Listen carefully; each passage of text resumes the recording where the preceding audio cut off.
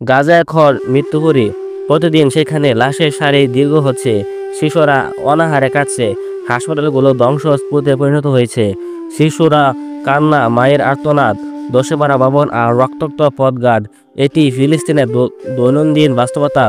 গাজার ছোট্ট শিশুরা আজও বুঝতে পারে না কেন তার বাবা আর ফিরে আসে না।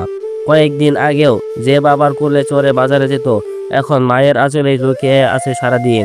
পাশের বাড়ি আমাল খেলতে ডাকলে সে আর সাড়া দেয় না, কারণ তার ঘেরা জায়গাটা এখন ধ্বংসস্তূপ। রাতে বোমার শব্দে ঘুম ভাঙে যায়। মায়ের গলা জড়িয়ে ধরে ফিস করে বলে, মা আজকেও কি আমরা মরে যাব? মা কিছু বলে না, শুধু শক্ত করে জড়িয়ে ধরে। সকালে দেখা যায় এক গলিতে সারি সারি লাশ পড়ে আছে। চেনা জানা অনেকে বাড়িটি নেই। নিষ্পাপ শিশুরা বুঝতে পারে তাদের বন্ধুরা আর বেঁচে নেই, কিন্তু এরাও জানে না আগামীকাল হয়তো তাকেও এভাবে পড়ে থাকতে হবে। গাজার শিশুরা এখন আর স্বপ্ন দেখে না, শুধু অপেক্ষা করে মৃত্যুর জন্য। এখানে প্রতিদিন বোমার আঘাতে প্রাণ যাচ্ছে শত শত নিরীহ মানুষের, কিন্তু তথাকথিত সভ্য বিশ্ব নিষ্ঠুর। গাজায় যা ঘটেছে তা কোনো যুদ্ধ নয়, এটি সরাসরি একতরফা গণহত্যা।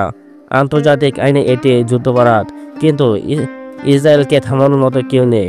জাতিসংঘ, মানবাধিকার সংস্থা, এমনকি আন্তর্জাতিক অপরাধ আদালত, কেউ কোনো ব্যবস্থা নিতে পারছে না। যুদ্ধবিরতির আহ্বান করা হলে তা অবজ্ঞা করা হয়। পশ্চিম বিশ্ব যখন ইউক্রেন ইস্যুতে সরব হয়, তখন তারা মানবাধিকার বলি তুলে, নিষেধাজ্ঞা দেয়, অস্ত্র সহায়তা পাঠায়। কিন্তু গাজার শিশুদের রক্ত যখন রাজপথ রঞ্জিত করে, তখন তারা ইসরায়েলের আত্মরক্ষার অধিকার নিয়ে কথা বলে। এই দ্বৈত নীতি কি মানবতার প্রতি এক নির্মম উপহাস নয়? মানবাধিকার, ন্যায় বিচার আর শাস্তির বলি আওড়ানো বিশ্ব শক্তিগুলোকে গাজার রক্তস্নান দেখেও নির্বিকার। তাদের নীরবতা প্রমাণ করে এই বিশ্ব আসলে মেরুদণ্ডহীন ক্ষমতার সামনে নত, জানো, সাম্রাজ্যবাদের কাছে আত্মসমর্পণকারী। গাজা আজ আর শুধু একটি ভূখণ্ডের নাম নয়, এটি হয়ে উঠেছে এক অবিরাম মৃত্যুর মিছিলের প্রতিচ্ছবি।